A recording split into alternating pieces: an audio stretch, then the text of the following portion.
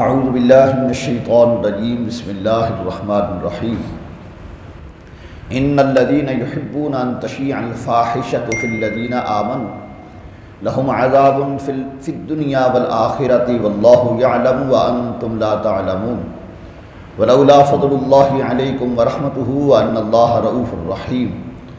آمنت باللہ صدق اللہ مولانا العظیم۔ سورہ نور کی آیت نمبر 19 اور 20 دو آیات مبارکہ کی تلاوت کی گئی۔ ان آیات مبارکہ کا ترجمہ یہ ہے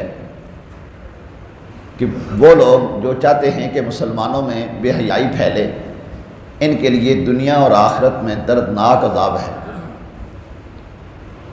اللہ جانتا ہے اور تم نہیں جانتے۔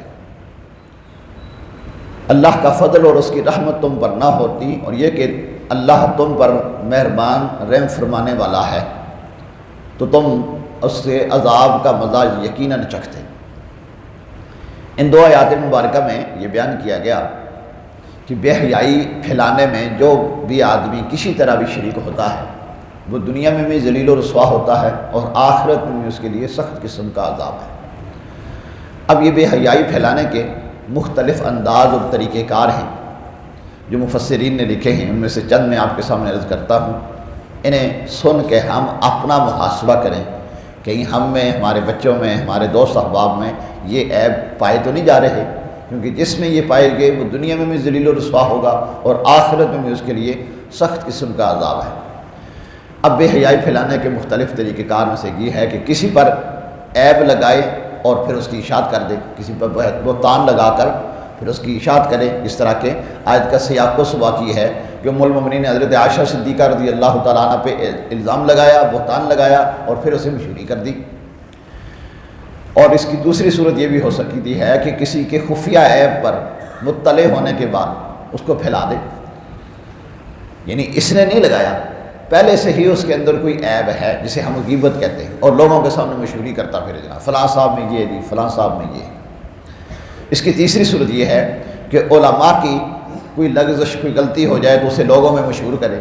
اب علماء، اہل سنت کے علماء سے اگر کوئی غلطی ہو جائے اور اس میں لوگوں میں مشہور کرے گا تو اس کا دو نقصان ہوں گے، ایک تو غیبت اور دوسرا نقصان یہ ہے کہ لوگ دین سے متنفر ہوں گے۔ غلطی ایک بندے کی ہے اور وہ عالم معصوم نہیں ہے، معصوم صرف انبیاء کرام علیہ السلام ہے۔ غلطی عالم سے بھی ہو سکتی ہے جس طرح عام آدمی سے ہو سکتی ہے، لیکن اب اس سے بڑی غلطی یہ ہے کہ اس کی مشہوری کر دی جائے اور اس کی مشہوری سے لوگ دین سے متنفر ہوں گے، مسجد میں آنے سے متنفر ہوں گے، اچھی بات سننے سے متنفر ہوں گے، تو یہ بھی بے حیائی پھیلانے کی ایک صورت ہے۔ اسی طرح بے حیائی پھیلانے کی ایک صورتوں میں سے یہ ہے کہ حرام کے کاموں میں کسی کو ترغیب دینا، یار فلاں جگہ سے سود پہ پیسے مل رہے ہیں تم ہی لے لیں، فلاں جگہ زمین پہ قبضہ ہو رہا ہے عوام سارے مل کے کر لیتے ہیں، تو کوئی بھی حرام کام اس کی لوگوں میں ترغیب دینا، یا فلاں فلم آئی ہوئی ہے اسے دیکھا کرو یار، میں آپ کو شیئر کر دیتا ہوں اسے دیکھنا۔ اب حرام کا ایک تو خود غلط کام کر رہا ہے اور ایک دوسروں کو اس کی ترغیب دے رہا ہے، تو یہ بھی ایسا جو کرتا ہے دنیا میں بھی ذلیل و رسوا ہوگا اور آخرت میں بھی۔ اس صورتوں میں سے ایک صورت یہ بھی ہے اس کی پھیلانے کی صورتیں، مثلا کتابیں لکھنا، اور آج کل کتابیں اگر نہیں ہیں تو موبائل کے ذریعے سے بے حیائی کو عام کرنا، کوئی گانا کسی کو شیئر کر دیا، کوئی فلم کسی کو شیئر کر دی، کوئی اور اس طرح گندی، کوئی ننگا ہے تو اس کو جناب اس کو شیئر کر دینا، یہ سارا بے حیائی پھیلانے کے مختلف طریقہ کار ہیں۔ فوش تصاویر، فوش ویڈیو وغیرہ بنا کر بیچنا اور انہیں ان کی اشاعت کرنا، اور ایسے اشتہارات، یا آپ دیکھتے ہیں جناب اشتہارات، ایک ڈبیا بیچنے کے لیے، ایک صابن بیچنے کے لیے گندے قسم کے اشتہارات لگائے ہوتے ہیں، تو ایسے اشتہارات اور سائن بورڈ وغیرہ بنانا اور بنوا کر لگانا اور لگوانا جن میں جاذبیت اور کشش پیدا کرنے کے لیے جنسی اور عریانیت کا سہارا لیا گیا ہو، یہ بھی بے حیائی پھیلانے میں آتا ہے۔ اب یہ اللہ کا فرمان ہے کہ جو بے حیائی پھیلائے گا اس کے لیے دنیا میں بھی ذلت و رسوائی ہے اور آخرت میں بھی۔ اور اسی طرح اس کی صورتوں میں سے ایک صورت یہ بھی ہو سکتی ہے کہ حیاسول مناظر پر مشتمل فلمیں، ڈرامے بنانا، ان کی تشہیر کرنا اور انہیں دیکھنے کے لیے دوسروں کو ترغیب دینا کہ جناب فلاں جگہ فلم لگی ہوئی ہے چلو دیکھنے کے لیے چلیں۔ اسی طرح فیشن شو کے نام پر عورت اور حیا سے عاری لباسوں کی نمائش کر کے بے حیائی کو عام کرنا، میرا جسم میری مرضی کے نعرے لگانا، ننگا ہو جانا اور ننگا کرنا، تو یہ ساری بے حیائی پھیلانے کی صورتیں ہیں۔ اور زناکاری کے اس طرح اڈے وغیرہ چلانا، یہ سب یہ صورتیں ہیں۔ جو ایسا کرتا ہے وہ دنیا میں بھی ذلیل و رسوا ہوتا ہے۔ چند دن پہلے آپ نے دیکھا کہ ٹک ٹاکر نے صرف بے حیائی پھیلانے کے لیے کیا کیا، آخر اللہ نے اسے دونوں کو ذلیل و رسوا کیا۔ اور آپ آئے روزی اخبارات پڑھتے ہیں، چونکہ ویڈیو بن رہی ہے تو یہ الحمدللہ باہر کے ملک تک بھی جاتی ہے۔ میں نہیں اب اس کا نام نہیں لینا چاہتا کہ وہ کس ملک میں ہوا، کہاں ہوا، لیکن ہوا، آپ کو پتہ ہے اس کا۔ اور اب ذلت و رسوائی ان دونوں کو قید کر لیا گیا ہے، دونوں ہی ذلیل و رسوا ہو رہے ہیں۔ یہ ایک مثال ہوتی ہے ہر ماحول معاشرے میں لوگوں کو عبرت حاصل کرنے کے لیے کہ عبرت حاصل کرو، بے حیائی نہ پھیلاؤ۔ اور سنو، نبی پاک صلی اللہ علیہ وآلہ وسلم نے ارشاد فرمایا، من سن فی الاسلام سنتا حسنتا فلہ الاجر ومن عمل علیہا ومن سن فی الاسلام سنتا سیئتا فلہ الوزر ومن عمل علیہا۔ جو اسلام میں کوئی اچھا راستہ، اچھا طریقہ کار شروع کر دیتا ہے اور پھر لوگ اس پہ عمل کرتے رہتے ہیں، اس کو بھی اس کا ثواب ملتا ہے اور اس عمل کرنے والے کو بھی ثواب ملتا ہے، اور جس نے ایجاد کیا اس کو بھی اس کا ثواب ملتا رہتا ہے۔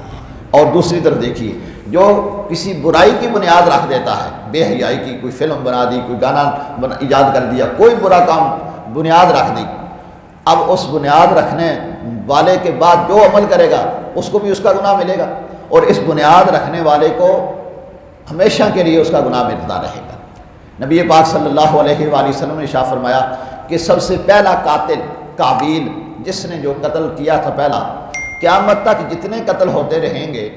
ہر قاتل کو اس کا گناہ ملتا رہے گا، اور جتنا ہر قاتل کو ملے گا اتنا اس پہلے قاتل کو بھی ملتا رہے گا جس نے برائی کی بنیاد رکھی تھی۔ اور اس پہ ذمہ داری خاص طور پر حکمرانوں کی ہے۔ حکمران سے مراد یہ نہیں کہ وقت کا حاکم ہو، وہ بھی ہے، لیکن ہر وہ بندہ جو ذمہ دار ہے،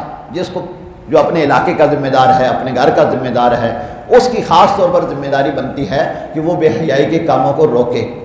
اس کا کلا کما کرے۔ چنانچہ حضرت عبداللہ ابن مسعود رضی اللہ تعالیٰ عنہ سے روایت ہے کہ رسول پاک صلی اللہ علیہ وآلہ وسلم نے روم کے شہنشاہ، روم کے بادشاہ ہرقل کو خط لکھا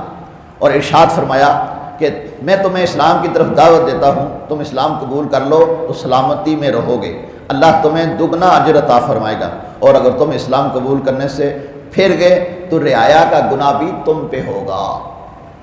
پھر جو معتاد لوگ ہیں ان کا گناہ بھی ان کے اوپر ہوتا ہے، لہذا ہم میں سے ہر آدمی کی ذمہ داری ہے کم از کم اپنے بال بچوں کی طرف ہم نگاہ رکھیں کہ ہمارے بچے کی برائی پھیلانے میں